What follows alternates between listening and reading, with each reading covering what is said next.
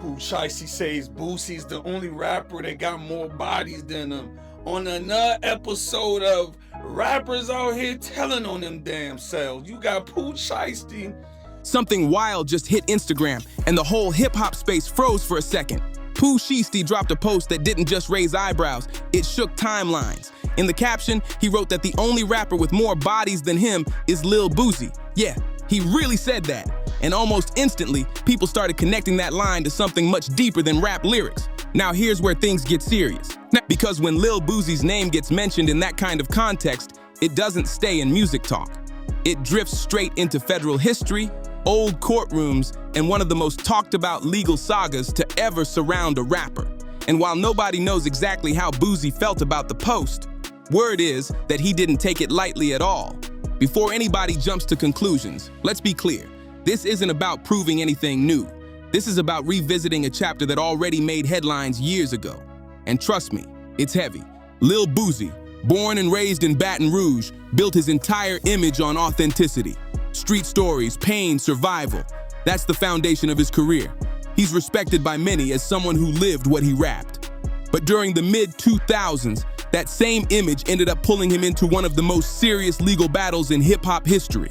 And this is where the name Marlo Mike enters the picture. Marlo Mike Louding was just 15 years old when prosecutors claimed he became involved in a series of violent incidents connected to Baton Rouge street conflicts. 15 years old. That alone made the situation disturbing. According to court testimony at the time, Marlo Mike later confessed to being involved in multiple shootings and said he was influenced by older figures around him. One of the biggest allegations during that trial was that Boosie had ordered certain attacks and paid for them. That was the prosecution's argument. They painted a picture of organized retaliation. Not random chaos, but calculated responses to street disputes. Boosie denied the accusations. Now let's slow this down, because this part matters. Boosie was charged in connection to multiple cases, but in 2012, after a highly publicized trial, he was acquitted of first-degree charges related to the Terry Boyd case. The jury did not convict him on that count. That's an important detail people sometimes forget when these conversations pop back up online. However, Marlo Mike did receive multiple life sentences after his own admissions and evidence presented in court. And during testimony, he described how the weight of everything he had done started eating at him. Reports at the time said he couldn't sleep. He felt overwhelmed. He eventually cooperated with authorities and gave detailed statements. Now, whether every claim he made was accurate or influenced by pressure, that's something people still debate to this day. The prosecution's case included names like Terry Boyd, Marcus Thomas, and Chris Jackson. They argued these incidents were tied to street disputes, alleged snitching claims, or ongoing tensions in Baton Rouge. Each case had its own timeline, its own evidence, and its own tragedy. No, sir, I don't got nobody. Don't put me in that conversation in any type of situation. Don't troll with it. Don't rap about it. Don't even speak on it, as Boosie just got a very light sentence in the feds, and I say beating the feds because they wanted prison time from him, but he was able to walk it down. Families were left grieving. The city felt it. And when all of this unfolded in court, Louisiana was watching closely. So when Pooh Shiesty casually types a caption comparing bodies to Lil Boosie, it doesn't land like a normal rap bar. It touches history. It pulls up memories of courtroom sketches, witness testimony, and news footage from over a decade ago. Some people see it as trolling, others see it as dangerous wordplay, and a few are asking why anyone would even joke in that direction, considering how serious the real-life cases were. Now here's the part that really adds layers. Back in those mid-2000s Baton Rouge days, the city was dealing with intense street activity. Violence rates were high. Music and street life were tightly connected, and federal investigators were digging deep into multiple networks, not just one artist. So when Boosie's name came up in those investigations, it became national news. But again, he was acquitted on the most serious count tied to Terry Boyd. That outcome shifted everything. Still, Marlo Mike's testimony remains part of public record. He described being young, impressionable, and caught up in loyalty and fear. Prosecutors argued that mentorship and influence played a role. Defense attorneys challenged credibility and motives. It became a battle of narratives in court. And that's why this Instagram caption hit differently. Because this isn't just rap rivalry. It taps into real court transcripts, real verdicts, and real consequences that changed lives forever. Pooh Shiesty says Boosie's the only rapper that got more bodies than him. On another episode of Rappers Out Here Telling on Them Damn Selves, you got Pooh Shiesty talking about Boosie's the only one that done lay down more, you know what, than him. You know what I'm saying? I'm like, boy, you ain't learned your lesson just getting out. Boosie probably over there like, come on, man. Come on. Boy, don't be out here talking about what man, Boosie like, man, I just beat my case, man. What you doing, Pooh Shiesty? I could have swore Pooh Shiesty was reposting the F the Streets movement, right? Now he back over there bragging about putting more work in than anybody out there besides Boosie. We done heard the stories and things like that, but I'm like, man, these rappers gotta be smarter, man. When people online started reacting, it wasn't just about lyrics. It was about reopening a chapter that many thought was closed. Now let me be clear. There is no new federal case tied to Pooh Shiesty making that post. There's no confirmed new investigation sparked by a caption. That's speculation floating around social media. But the reason it spread so fast is because of the history attached to the name he mentioned. And Boosie has always been vocal about his past cases. He said publicly that he fought hard to clear his name and that the justice system tried to paint him as something he wasn't. His supporters stand firm on that. Critics still question parts of the story. That divide never really disappeared.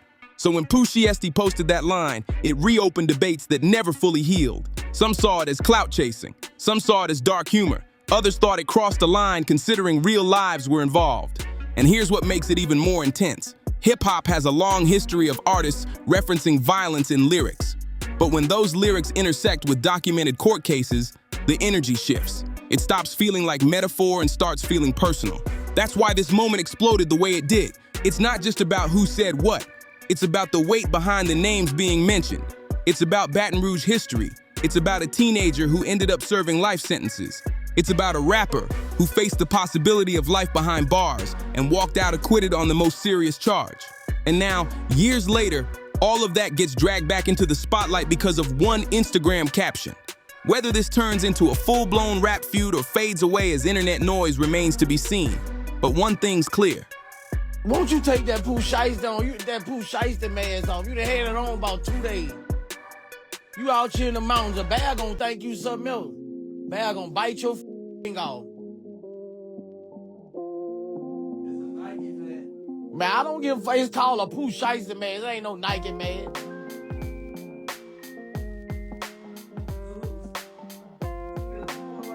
I don't be on your trail. I'm trying to better you, bro. What if you jump out the car with somebody with that on? Cause every time somebody walk by me with that on, I be watching them, bro. When I get out the mountain anywhere, I be watching them, bro. When certain names get brought up in certain ways, the conversation stops being entertainment and starts feeling like unfinished business. According to testimony given by Marlo Mike Louding, the situation wasn't random chaos. He claimed that the incidents weren't just suggestions tossed out in anger. He told investigators that instructions were allegedly specific. What type of weapon to use, when to move, how to stay unnoticed afterward. If his account was accurate, it pointed to planning rather than impulse. That's what made the prosecution's narrative so intense. Marlo Mike testified that after each incident, he was paid in cash. Sometimes a few $1,000s, sometimes more. For a teenager growing up in tough circumstances, that kind of money can feel life-changing. But according to his statements in court, no amount of cash could quiet what was building inside him. He described sleepless nights, anxiety, cold sweats. He told the court that the emotional pressure started crushing him. Imagine being a teenager and carrying something that heavy. Whether people believe every word he said or not, his testimony painted a picture of someone unraveling under the weight of his own actions. Eventually, he went to law enforcement and gave a full statement. He didn't just admit to his own involvement. He gave names, timelines, and descriptions. He agreed to testify. On the streets, that decision labeled him a snitch. But in court, he said he simply couldn't keep living with what had happened. That contrast between street code and courtroom reality created a storm of debate that still follows this case. Then came May 2012. Lil Boosie went to trial in connection with the 2009 shooting of Terry Boyd. The prosecution's key witness, Marlo Mike himself. And when he took the stand, the room reportedly went silent. Now in his early 20s, he described what prosecutors said was a targeted act tied to ongoing street tension. He explained how he followed Boyd, waited for what he believed was the right moment, and carried out the shooting. He testified that he was paid $2,800 afterward and told, "Good job." That testimony hit hard. But here's the other side. The defense argued that Marlo Mike had every reason to shift blame. They suggested he was trying to reduce his own punishment by pointing fingers upward.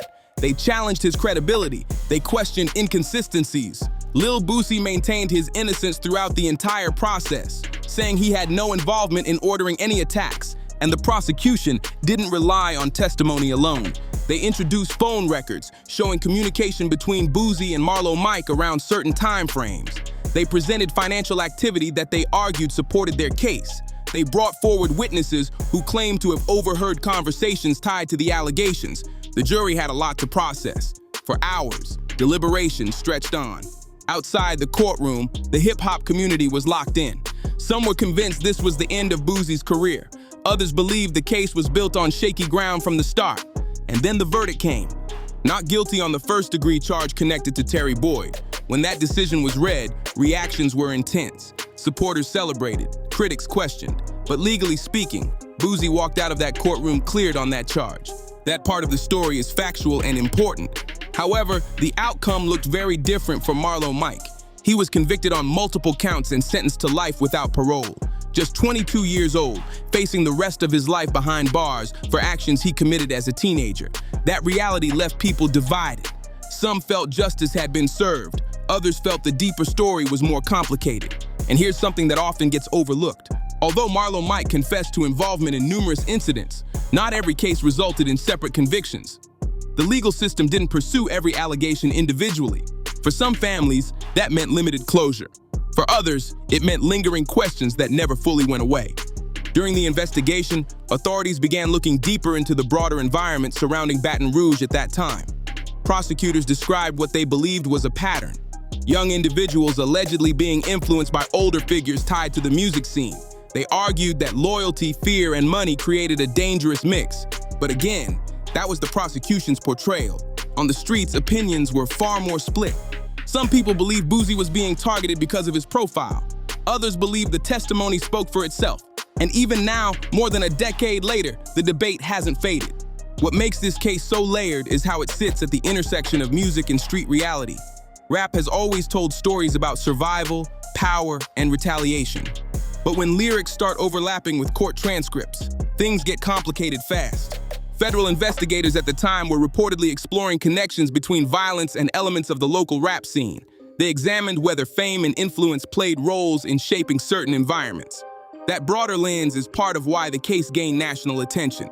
Still, no court ultimately convicted Boosie of organizing a criminal enterprise as described by prosecutors. That distinction matters, and this is exactly why Pooh Shiesty's recent caption stirred up so much noise. When someone references bodies in hip-hop culture, it can mean chart dominance, it can mean lyrical battles, it can mean metaphor. But when a name like Lil Boosie gets tied to that phrase, it doesn't stay metaphorical for long. It drags a decade-old legal war back into conversation. Some see it as reckless trolling. Others think it's calculated shock value. And a few wonder if artists even consider the real families connected to those past cases when they type things like that. No matter where you stand, one thing is clear. This isn't just rap drama. It's history resurfacing. It's courtrooms being revisited in people's minds. It's a reminder of how thin the line can feel between music persona and real-life consequences. Some people saw Lil Boosie as a target, arguing the system wanted to make an example out of a successful black artist. Others believed the testimony suggested he used influence in the wrong ways. The debate split barbershop, social media, and the hip-hop world in half. Boosie's family stood by him the entire time, saying prosecutors unfairly used his lyrics against him. Was he being judged for music or real actions? That question never fully went away. He was later released in 2014 after serving time on drug charges, not the Terry Boyd case. Meanwhile, Marlo Mike Louding remains incarcerated at Angola. He has expressed regret in past interviews, but the damage from those years can't be undone. Fast forward to 2024, and Pooh Shiesty posts a caption saying the only rapper with more bodies than him is Lil Boosie. Instantly, the internet reacts. Is it rap talk? Is it trolling? or something more serious? Context matters. Pooh Shiesty, born Lontrell Williams, has faced major federal charges in recent years. In 2022, he pleaded guilty to a firearms conspiracy charge and received 63 months in federal prison. His projected release is 2026.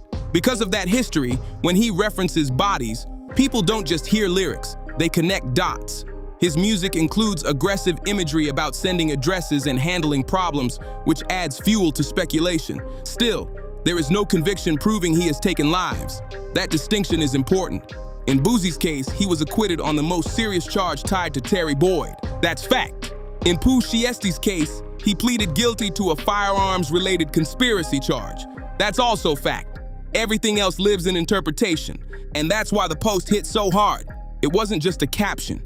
It reopened old court cases, old headlines, and old debates. When rap culture, legal history, and social media collide, people pay attention. Pooh Shiesty is already serving federal time on firearms-related charges. That's documented. So when someone in that position hints at having bodies, even if it's just rap talk, it raises serious questions. Words carry weight, especially when federal authorities are known to pay attention to public statements and lyrics. Some people think he's trolling for attention. Others believe it's reckless when your freedom is already limited. And with his legal history, even a caption can spark speculation. As for Lil Boosie, people close to him suggest he's not entertaining the situation. The message floating around is simple. Young artists shouldn't play with their freedom for social media clout. After fighting major charges himself, it makes sense he wouldn't want to stir up more attention. This whole situation points to a bigger issue in hip-hop. The competition to seem the most real or dangerous, but real-life consequences aren't entertainment.